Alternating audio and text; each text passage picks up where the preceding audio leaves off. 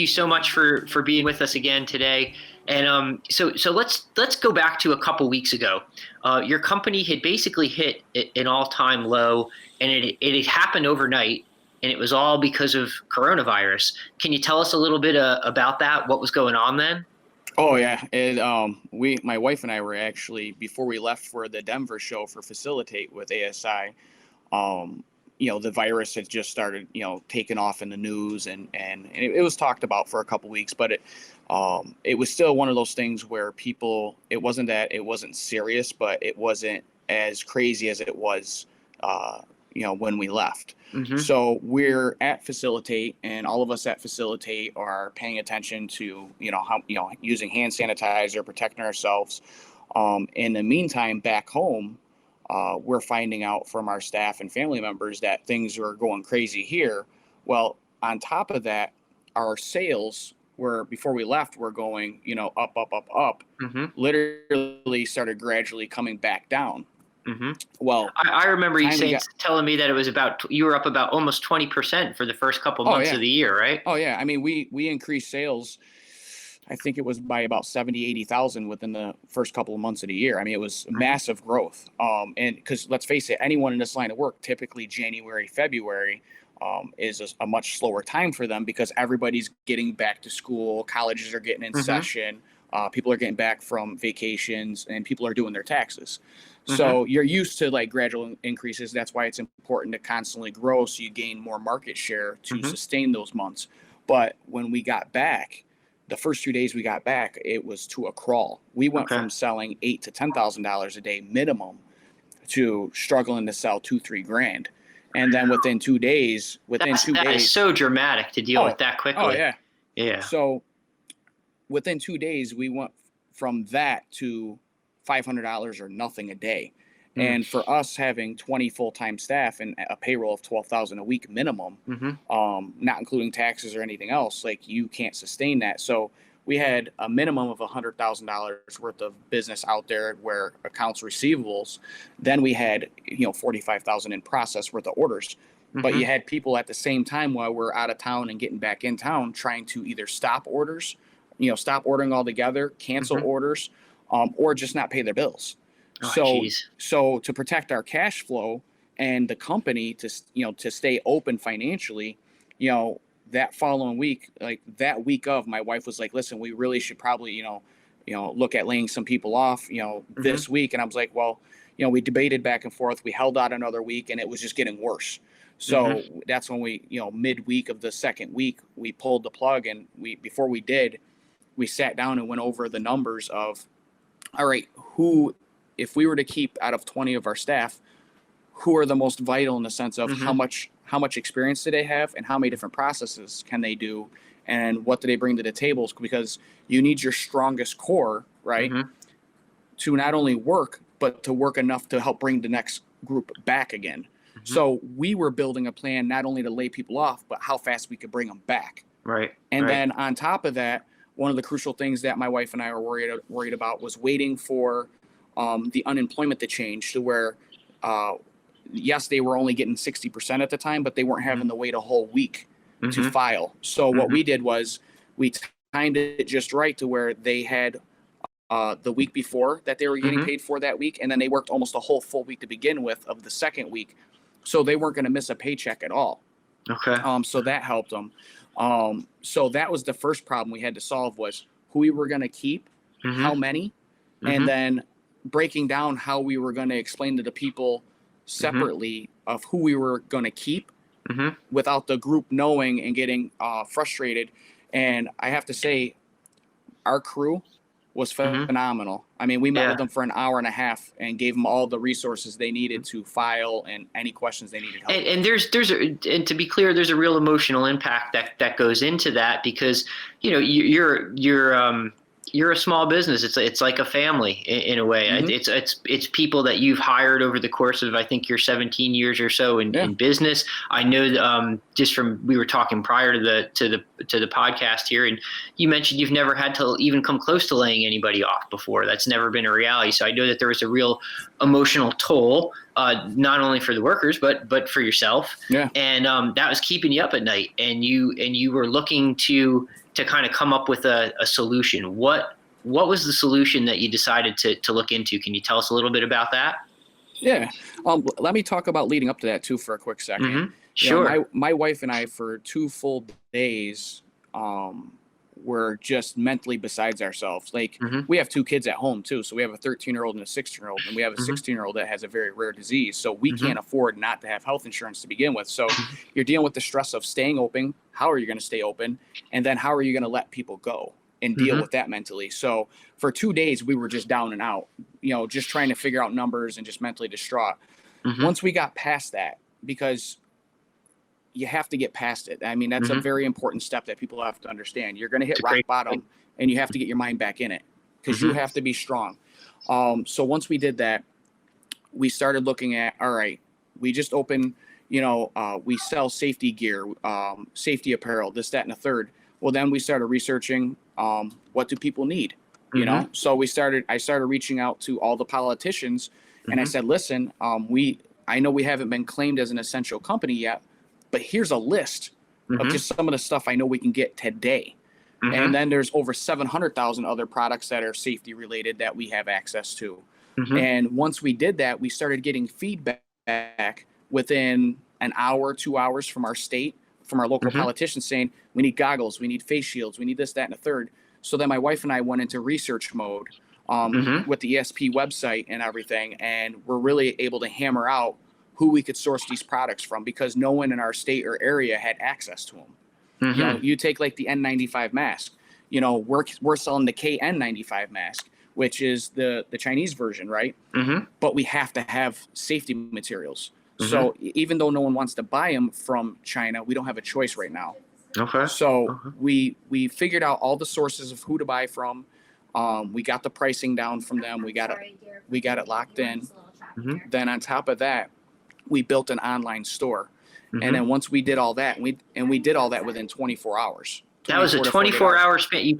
We were able to turn all that around, Yeah. and that was just through, as you say, through you're just sourcing, looking online, using, I think you said ESP, just networking in that way. Yeah. Yeah. So basically, this is how quick it was. We ended up having to lay everybody off on Thursday. Mm-hmm. The very next day, we had done all that. So by Friday night, we ended up landing an order with our local county Mm-hmm. for almost $170,000. And what was that order for? It was for 20,000 goggles and 20,000 face shields. 20,000 goggles. Okay, and that was, now you were not building those, but those are ones that you were No. sourcing, correct? Yes, Yeah. exactly. Yeah. But So- but now, as I understand it, I don't want to get too far ahead. If you have No, more to you're share, fine. share. Just but then you decided to actually get in on the manufacturing side of things, I think, a bit, right? Can you tell us Yes. about that?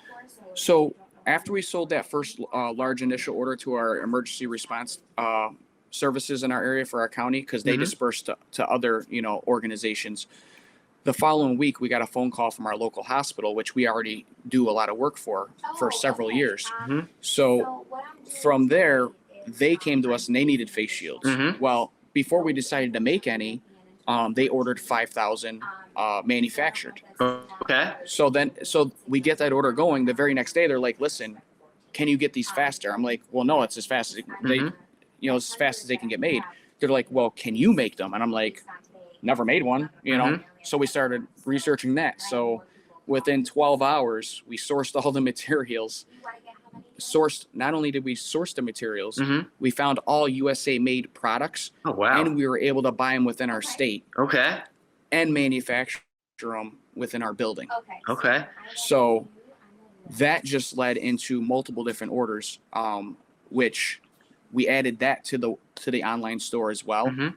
So since the last time I spoke to you, we've probably sold another $130,000 worth of safety products. Oh my goodness. And Okay. And that's in a 100,000 span of about how long of a span is that, would you say? That was since last Monday. Since last Monday. Okay. All right. Yeah. So what has this translated to in terms of what it means for your business? Have you been able to bring people back?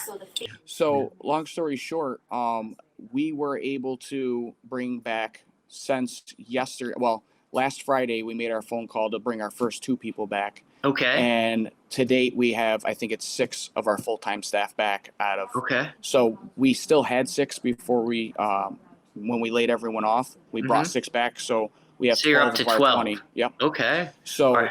if sales keep going the way they are, we're expecting by next week to hopefully have the rest of the crew back. All right, what an incredible pivot to have done. One thing I think that's important to mention too is that you guys have pretty extensive in-house decoration capabilities, right? So I think that that's where some of that manufacturing muscle came from. Can you talk about how that played a role in in this pivot you've been able to do? Yeah. So one of my backgrounds, before going to school for graphic design, is I actually used to pour metal for a living. Okay. So I worked in a mill for years, working in a rolling mill and working pouring it. So I took that mentality and I applied it with our customizing skills. Okay. And we broke down just an old school assembly line to where you still do your normal product coming in where you're selling the order, and then you have your next person buying the product. So once you know the numbers of how much you can get out of each product that you have to order to assemble the face shield, you still run your same normal production. The only thing we had to change was just training people to make a face shield, which takes them less than 2 minutes to learn how to do. Is that easy? Okay. Oh yeah. I mean, we've got it down to where we can build a face shield every 2 minutes. Oh my word. Okay. Yeah. So incredibly efficient. Yeah. Yes. I mean, realistically, if someone was to be the person, because I was the first one making them, so I probably made 50 to 100 by myself to get a steady time down, because I'm not going to go at my max. I'm going to go at my average. So between cutting the materials down and assembling it, I was able to do 25 an hour. My goodness, just by yourself getting started. Yes. So now if you have someone just focused on cutting the materials down, another person in the middle step of semi-production of assembling, and another person doing the final step of the grommeting, you can actually get upwards of 35 to 40 an hour per person. My word. Okay. And there's demand. And as you say, orders are continuing to come in. Are you having inquiries from, outside? You're in Western New York. Is there inquiries from outside the area coming in as well? Do you have people turning to you? Yes, we have an order that we shipped a day or 2 days ago to Virginia, and we have another order going out to North Carolina as well. Okay, wow. So stuff's everyone's coming in. struggling. Yeah, everyone's struggling to get them. Yeah. Now, one of the things that's come up, we've shared your story in article form, and it got a lot of positive feedback. It also had questions from people where they were saying, "Well, this is really interesting, but aren't there pitfalls to this? Are there regulations you need to be aware of?" What they were saying, what do I need to know if I want to try to, source these types of products and sell them as well, to kind of tide over through this tough patch where promo's not really selling that well? There's a lot of factors you have to take into place, and the best way to gain that. So anything I've ever done in this business from day one with my wife, obviously I don't have a business degree. I have a graphic design degree, but I took economics, basic economics, marketing. So, it's one of those things where you have to picture yourself being the president, for example. You're only as good as the people you keep around you, right? Okay. So the people that I had as resources was the hospital, my county, all my legislators. I reached out to them and found out what specifications they needed to have, right? The size, what material it needed to be made out of. From there, I reached out to our insurance company, and we got a special policy to cover us for manufacturing these. Well, we reached out to our lawyer and had papers drawn up that we put in each package with a disclaimer of what because we can't tell you that that this is going to end everything for you. No, this is just a protective layer. And it's also the safest thing to make for you financially versus the actual mask, because the mask is a different set of disclaimers you have to have. Okay. So within the past 24 hours, we've come up with all that as well. So my gosh. Yeah. What do you just not sleep? How do you do it? I literally, I mean, if you see my keyboard right now, there's 3 letters that are worn off, and the computer's only a year old. Yeah. So yeah, I mean, I put in 16 to 18 hours a day. But I love what I do, right? So going back to that, you have to check your safety parameters, your insurance. You want to check on your liability insurance. We're already normally covered for $4 million to begin with, which is much higher than most people carry. They usually only carry $1 million. But reach out to your local officials, because, granted, you have to go by the CDC's rules and regulations. But right now, they've actually lowered a lot of those standards because they don't have anything. They don't have enough access to enough products. So that doesn't mean that you're still not safe safe and conscious, right? Mm-hmm. That means you try to meet those standards the best you can. And then from there, if there's certain things you can't do, make sure it's known, right? So like when we're promoting this product, we're promoting that it's a 7 mil plastic, that we're using a, elastic band, all the different materials, that it's USA made, but we're also putting a disclaimer in there to let them know, right? So we're protecting them and protecting ourselves. But the next step we took was we also have gloves and masks that our employees are wearing while they're producing these. Okay, now, wow. In our local area, we actually have 2 or 3 other companies that started making these face shields in different ways, where they use CNC routers. They're using 3D printers.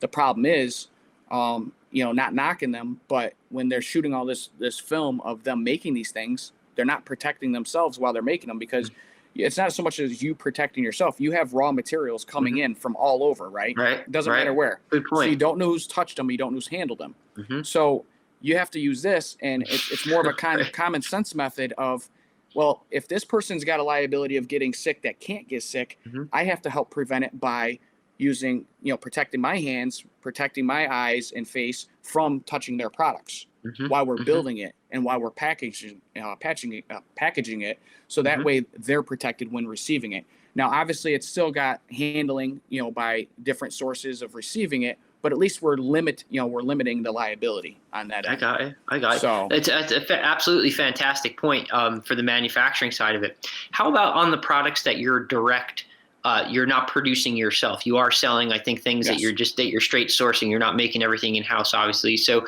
what kind of precautions are you taking there to make sure that anything you sell, there's not going to be some kind of legal pushback on you?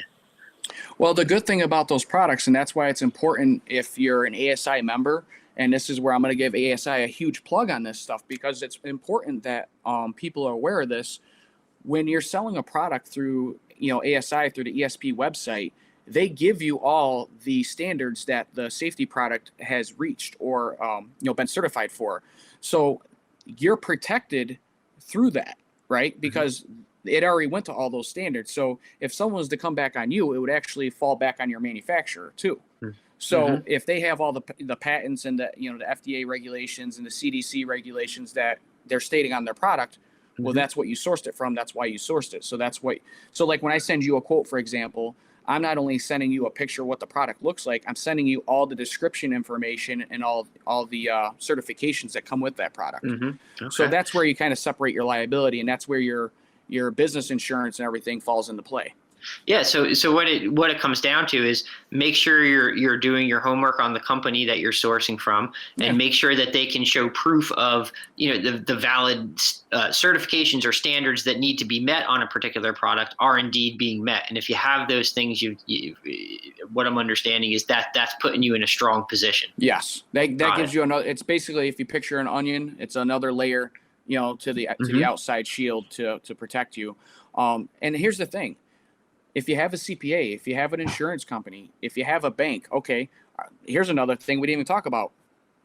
Buying the product right now. You can't get a net 30 account right now with these companies. You have to pay in full up front. So we had to cut a check for over $100,000 for one order. Well, they won't take a credit card for that. Even though we have an Amex with no limit, they won't take a credit card for that dollar amount, even though it's guaranteed. So we actually had to have take out a separate loan instead of using our line of credit, so we wouldn't deplete some of our line of credit. Wow. Okay. And we took out a separate loan with our bank, and then we insured the loan through our insurance company for the order too. So then the bank, so then the bank, we gave them all the information. They did their own research on top of that, and then wired the company the money. Even though this ASI company had a great rating, we still went through all those steps, because that's a lot of money to be out if something falls through. Absolutely. And kind of, we hear words all the time, like you have to be nimble and adaptable and things like that. And they could sometimes sound cliche, but what you're telling us, that's all those words kind of in action. The amount of things that you've looked to do over the last, really week and a half or so, a couple weeks is as from just what you told us right there, from ensuring that loan in a smart way, to getting the loan itself, to finding the products. These are all steps that I guess if you really want to thrive or at the very least survive in these very difficult times, these are kind of things you need to maybe try to be doing. And I'm not saying with, hey, everybody has to go out and make medical supplies or something like that. But I am saying that you do have to maybe find some unique solutions and then be very quick about enacting them is what it sounds like. Is that fair to say? Oh yeah. I mean, let's think about something really simple, right? Like there's how many Americans sitting home right now where their job is called what? Non-essential. Yeah. So look at who's working right now. There's your customer. Great what point. Products are they using? Those products. Yeah. It doesn't just have to be medical or safety. Everyone needs apparel. Everyone needs, pencils or pens, whatever, to still do their job and function. They may be ordering less of them. Well, then that means you need more market share outside of your area to cover if something like this was to happen again down the road. So for us, this we've started, if you think about it, right, we've been in business 17 years. So that dates back to the year 2003. And the reason why that's important to talk about is we started in a down economy when there was the mortgage crisis. So we know what it's like to start from nothing at the hardest time to start, right? But there's a different learning curve about going from having sales do this to completely do this. And you're not used to your sales going down ever. So this has been a huge learning curve for us to not only spin the wheel and go from just customizing and sourcing to manufacturing in-house as well. So this has opened our eyes to where we may offer more products, and we may continue doing this. If there's enough of demand, we may start up a whole nother business just doing this now. That's what I was going to ask you. Is that it's that phrase you probably heard that sometimes necessity is the mother of invention, right? Yep. And it sounds like that. I was going to say, is this now become a new business channel for you going forward? Should demand warrant it? And it sounds like it just well might. Well, here's the other thing. You've heard the term cross-marketing.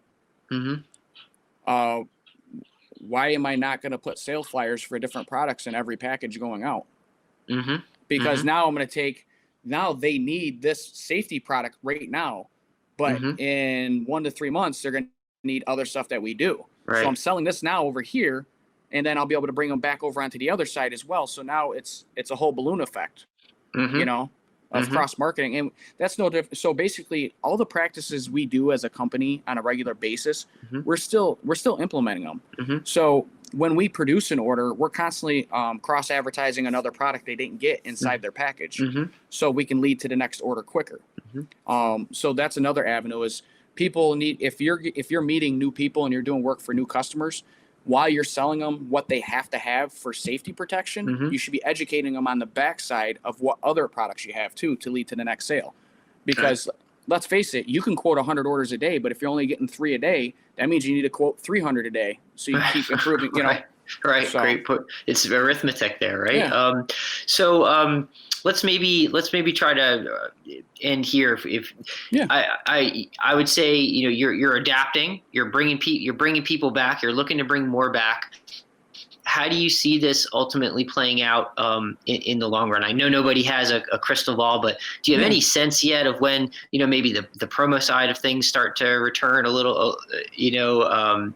And again, I wouldn't necessarily expect you to, but I'm just curious if there's anything you're seeing. Yep.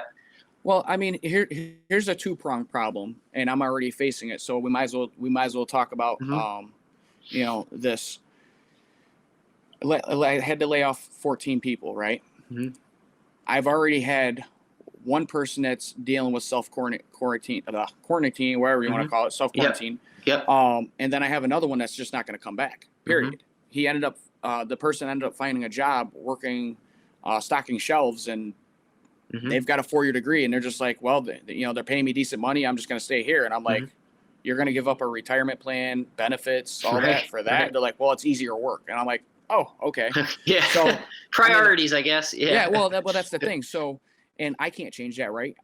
So, and they've been with me for 4 years. So you have to know that going into this, you're going to potentially lose people that you value. They may not have the same values, but you have value in them, and you're going to potentially lose a couple people. The people you start calling back, like we were facing it yesterday and the day before, everybody kept asking, you sure you're ready to have us come back? It's only been like a week and a half. You're asking us to come back already. That's kind of quick, don't you think? Mm-hmm. And anybody that knows me, I don't quit, and Mm-hmm. I'll work 24/7. I gave all my employees my word before they left that I would bring them back if they wanted to come back, and I would make it happen. So you also have to have the reality of how fast can you bring them back and set up a plan for that. Mm-hmm. The third thing is when you're looking at the promotional end of the business, right? Mm-hmm. I think President Trump said to the end of April is when we're going to be shut down still. Yeah. For only essential businesses. One thing you have to look at is, are you an essential business now? Mm-hmm. If you're not, how can you make yourself an essential business? Mm-hmm. Well, they need medical supplies, right? Mm-hmm. If you're making signs, they need safety signs and medical signs. That bring yourself back first. If you're not, bring yourself back first, Mm-hmm. so that way you can open your doors and take orders. Otherwise, you're just going to sit here and wait and try to come up with ideas. Mm-hmm. 2, if you are shut down, then you need to start making your business plans now of how you're going to come back, how you're going to pay your bills, and how you're going to come back stronger from this. Because Mm-hmm. I was very stressed out for 2 days on the whole situation. But once I took a step back and I realized all the times I said, if I just had 30 days with no one bothering me, what could I accomplish?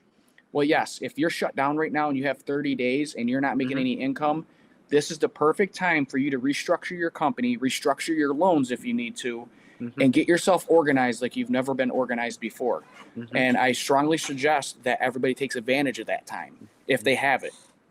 If you don't have it, keep working on bringing these new products in. But going back to the promotional end, I see it taking, you have the end of April.